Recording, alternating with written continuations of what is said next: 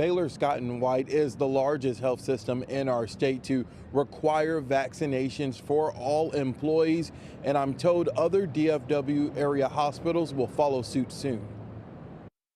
As the unvaccinated continue to account for the vast majority of new COVID hospitalizations, Baylor Scott White Health said Wednesday all employees must be vaccinated by October 1st.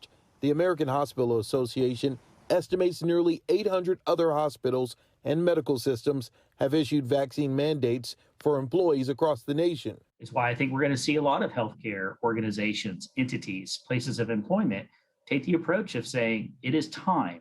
Dr. Mark Casanova with the Dallas County Medical Society also works at Baylor University Medical Center in Dallas.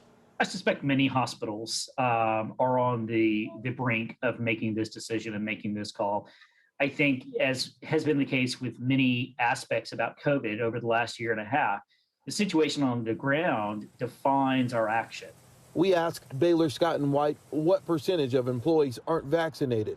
The company did not respond to our request, but in a letter to employees it said, quote, a majority were already vaccinated. Baylor's not the first in Texas to require vaccines. Last month, the Houston Methodist system made headlines after employees challenged its June 7th deadline to get a vaccine. There were protests outside the Baytown location, and about 120 employees filed a federal lawsuit. A judge threw it out. Afterwards, more than 150 employees were either fired or resigned.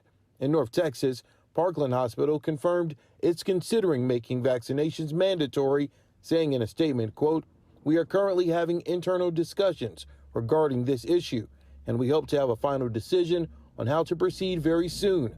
Methodist Dallas and UT Southwestern said they hadn't made a decision yet. Casanova says hospitals wanted to give employees time before adding the COVID vaccine to many more vaccines that are already required for employment.